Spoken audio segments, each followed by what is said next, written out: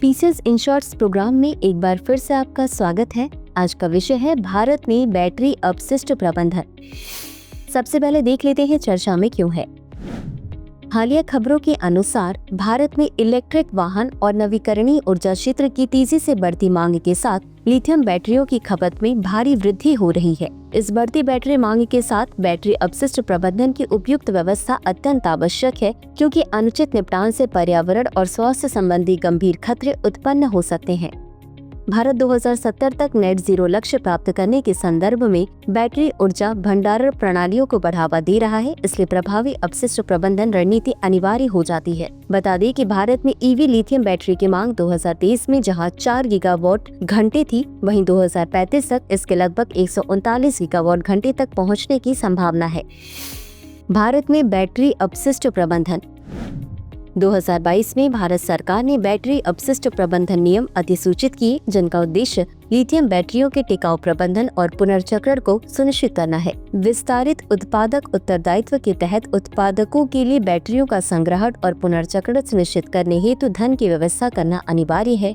EPR के अंतर्गत निर्धारित न्यूनतम मूल्य सुनिश्चित करता है कि पुनर्चक्रक अपनी लागत जैसे अनुसंधान, तकनीक, श्रम व संरचना को पूरा कर सके, जिससे वैध पुनर्चक्रण प्रणाली सक्रिय रूप से चल सके। हालांकि भारत में न्यूनतम EPR मूल्य वैश्विक मानकों से काफी कम है, जिससे पुनर्चक्रकों के लिए आर्थिक रूप से काम करना चुनौतीपूर्ण हो जाता है।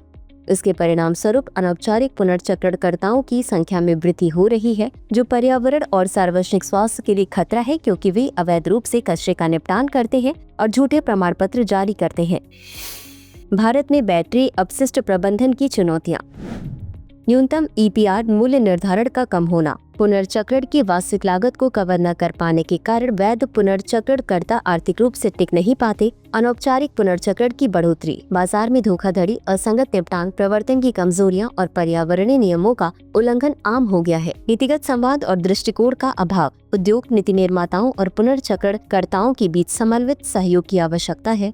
पर्यावरणीय और आर्थिक दोनों दृष्टिकोणों से प्रभावी प्रबंधन की जरूरत। बैटरियों में कोबाल्ट, लिथियम और निकल जैसे कीमती खनिज होते हैं, जिन्हें सही तरीके से निकालने से विदेशों से इनकी खरीदी कम की जा सकती है।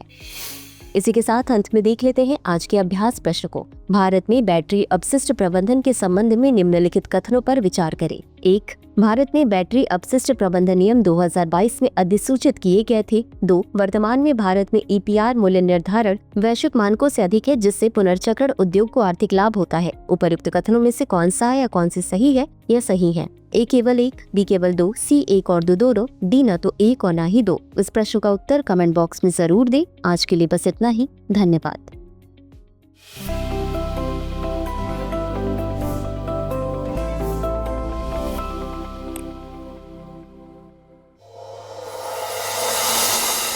डियर व्यूअर्स, अपने एग्जाम की तैयारी को और बेहतर करने के लिए हमारे चैनल को लाइक, शेयर और सब्सक्राइब करना न भूलें।